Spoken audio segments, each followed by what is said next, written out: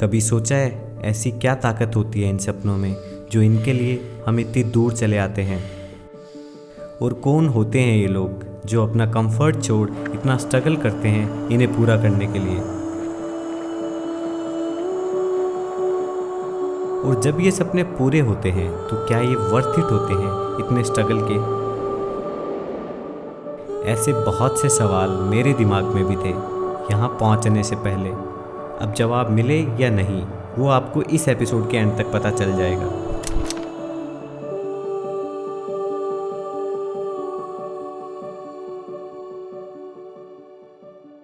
तो आज के दिन की शुरुआत हुई इस खूबसूरत से माउंटेन को अलविदा बोलने के साथ। वैसे तो गुड बाय बोलना सबसे ज़्यादा हार्ड टास्क होती है, बट आज इतना बुरा नहीं लग रहा था क्योंकि जहाँ हम जा रहे थे वो जगह इससे भी ज़्यादा खूबसूरत और स्पेशल थी।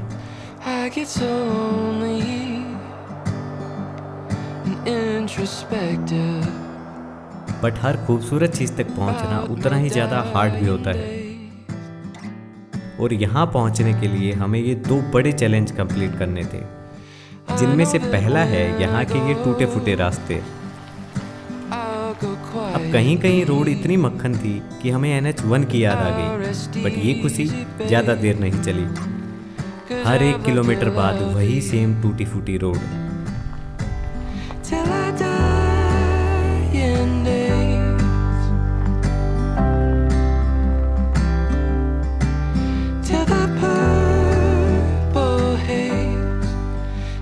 अब एक और चैलेंज ज़बरदस्ती इस कंपटीशन में एंटर, और वो था EMS।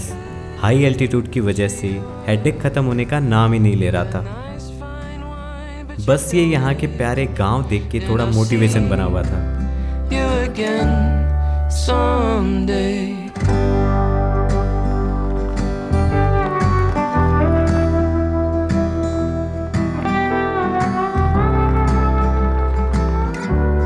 फिर पहला चैलेंज क्रॉस करके हम पहुंच गए फुक्तल मोनेस्ट्री के स्टार्टिंग पॉइंट पे।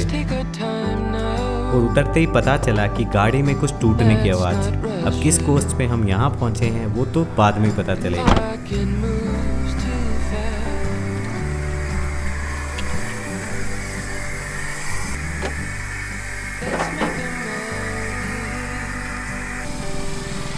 पानी डाल दे इस पे थोड़ा सा।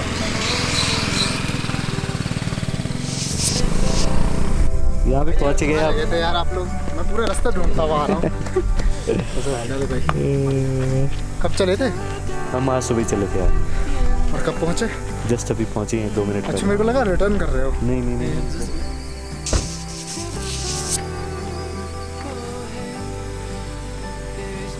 कैसा रहा एक्सपीरियंस इस रोड पे? भाई बहुत घटिया रोड है। जिनको एडवेंचर करना है ना वही कूदे यहाँ पे। लेकिन सही है भाई, वो जगह बचा हुआ है। हाँ, नहीं तो वैसे क्राउडेड हो जाएगा हर किसी के एक्सेस में हो जाएगा ना, तो ये तो फिर ट्रैकिंग पॉइंट जो यहाँ पे ये वाला जांस्कर का ट्रैकिंग पॉइंट है, यहाँ से हम लोग निकल लिए हैं। तो अराउंड 1.5 घंटे का ट्रैक है, देखते हैं कितना टाइम लगेगा। और ये लोग लिपस्टिक लगा रहे हैं। बल कैसे घिस रहा है उसे। हरामी आदमी क्या बोल रहे थे, अपनी खरीदनी होती है। हम लोगों ने फुक्तल मोनेस्ट्री के ट्रैकिंग पॉइंट से ट्रैक स्टार्ट कर दिया है। और अगर हम डिसेंट स्पीड से जाते हैं तो ये ट्रैक होगा 1.5 घंटे का, और अगर धीरे धीरे जाते हैं तो ये ट्रैक होगा अराउंड 2 घंटे का। तो एक चीज़ अच्छी यहाँ पे ये है कि जो आपको ट्रैक वाली लेन जाती हुई दिख रही है, उस जस्ट ट्रैक वाली लेन की साइड में ये प्रॉपर स्काई ब्लू कलर की नदी भी बह रही है। तो हाँ, थोड़ा मोटिवेशन मिल रहा है उससे। अब सेकंड चैलेंज यहाँ से स्टार्ट, और वो था ये फुक्तल मोनेस्ट्री का track.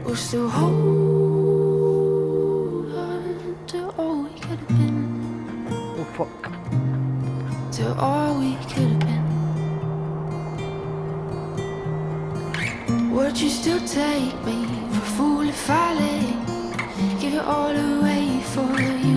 So take me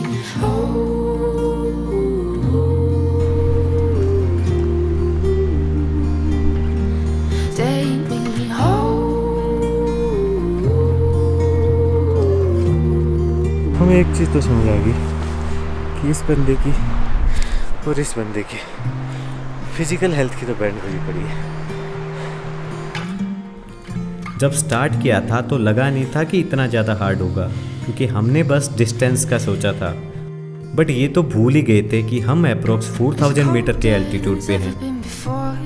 and breathing in this thin air is not that easy.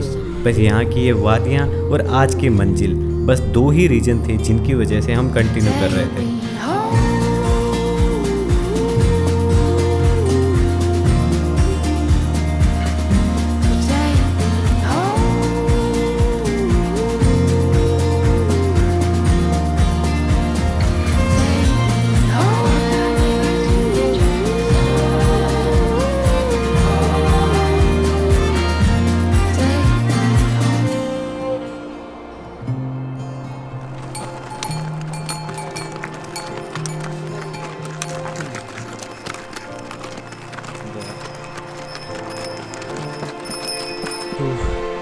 यहाँ से ब्रिज दिखना स्टार्ट हो गया है।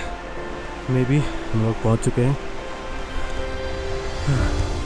और हालत ऐसी हो गई है कि अगर 1-1 फीट की हाइट आ रही है ना तो वो भी फील हो रही है। That's the old bridge and that's the new one जो भी बना है।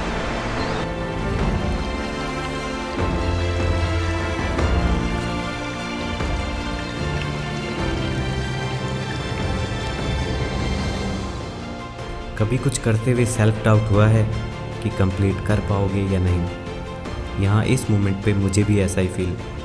फिजिकली शायद मैं उतना फिट नहीं था कि 100% दे सकूँ। बस किसी जगह को देखने की वो चाहत थी जो मुझे रुकने नहीं दे रही थी। और जब पहुँचने वाले थे तो वही सब सवाल, इज इट वर्थ इट और नॉट। बट जब पहली बार इस जगह को देखा तो सारे सवाल गायब, सब सुनने हो गया था।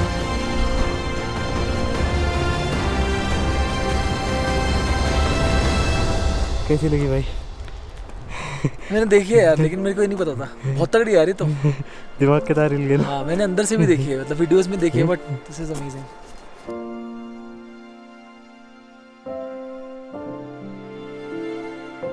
कभी सपना पूरा होने का डर महसूस हुआ है कि जो करना चाहते हो, जो बनना चाहते हो वो हो गया तो फिर क्या मोटिव रहेगा? इस मोनेस्ट्री के आगे खड़े होके मैं भी यही सब सोच रहा था।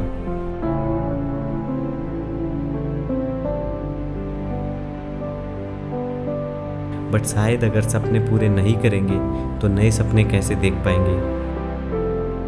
उस सपनों वाली डायरी का एक पन्ना नहीं भरेंगे तो अगले पन्ने तक कैसे पहुंच पाएंगे? तो जितना ज़रूरी सपने पूरे करना है उतना ही ज़रूरी है नए सपने देखना। क्या पता इस जगह से ज़्यादा खूबसूरत कुछ और मिल जाए।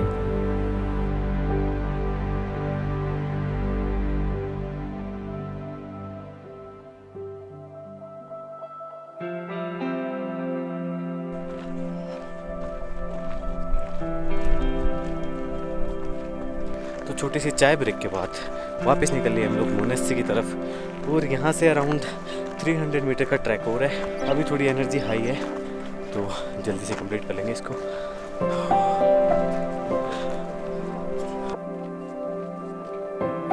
और मेरा ड्रीम था फुक्तल मोनेस्ट्री पे आने का।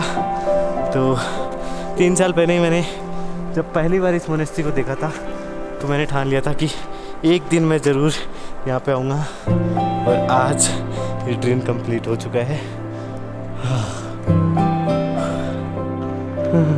जितना पास जाते जा रहे हैं उतना पर्सपेक्टिव चेंज होता जा रहा है जैसा।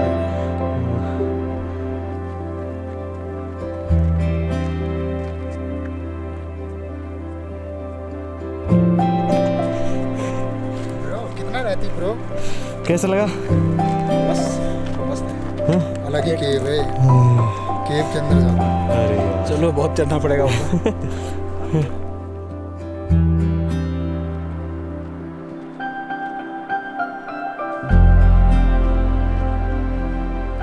आखिरकार पहुंच गए हम लोग। और मोनेस्ट्री के अंदर पहुंचते ही एक चीज़ तो समझ आ गई कि ये जितनी छोटी दूर से दिख रही थी इसकी साइज उतनी ही मैसिव है। और यहाँ आके ऐसा लगा मानो हम उस पुराने वक्त में चले गए हों जिस वक्त में इसे बनाया गया था। फुक्तल मोनेस्ट्री, जिसे फुक्तल गुम्पा के नाम से भी जाना जाता है, इसे 12वीं शताब्दी में नुआंग छोग्याल नाम के बुद्ध गुरु द्वारा स्थापित किया गया था। और लद्दाखी लैंग्वेज में फुक्तल का मतलब होता है गुफा, और ये मोनेस्ट्री एक गुफा में बनी हुई है, इसलिए इसे फुक्तल मोनेस्ट्री कहा जाता है। मेरे पास शब्द नहीं है इस जगह की खूबसूरती को बयां करने के लिए। Just look at it, the way it has been constructed. It's too mind-blowing. Oh my God. सांस नहीं फूलती आपकी? हाँ जी। सांस नहीं फूलती ऐसे? नहीं, आप लोग पता है। अरे भयंकर। अगर इसकी आर्किटेक्चर को देखें तो ये किसी चमत्कार से कम नहीं है। ऐसा लगता है कि ये हमेशा से ही इस पहाड़ और इस गुफा का हिस्सा थी।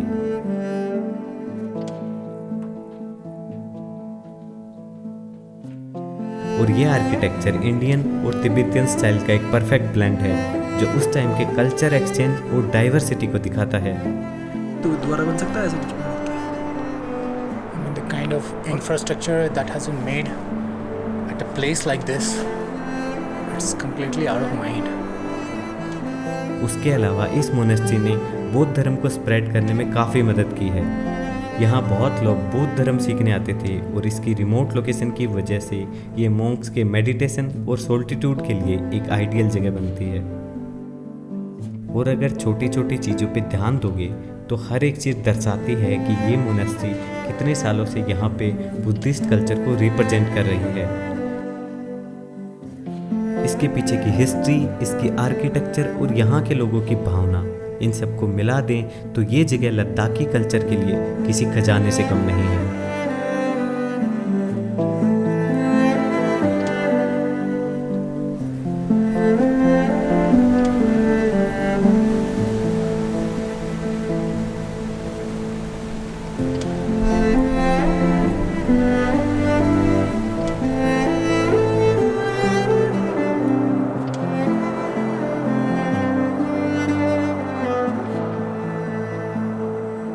अब आप सोचोगे कि उन सवालों के जवाब का क्या जो सुबह से मन में चल रहे थे। तो यहाँ मोनेस्ट्री में पहुँच के वक्त बिताने के बाद समझ आया कि सपनों से ज़्यादा ज़रूरी भी एक और चीज़ होती है, और वो होती है उन्हें पूरा करने की जिद, जो हमें बाकी लोगों से अलग बनाती है। जैसे जिन मॉन्क ने ये जगह ढूंढी थी, इसे बनाना उनका भी एक सपना था, बट उनकी जिद की वजह से आज ये मोनेस्ट्री यहाँ पे है।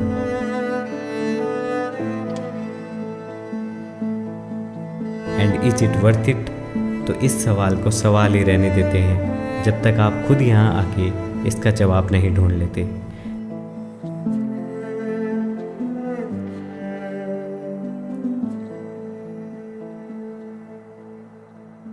इस सीरीज़ के नेक्स्ट और लास्ट एपिसोड में हम लद्दाख के कुछ फेमस और सबसे खतरनाक पास क्रॉस करेंगे।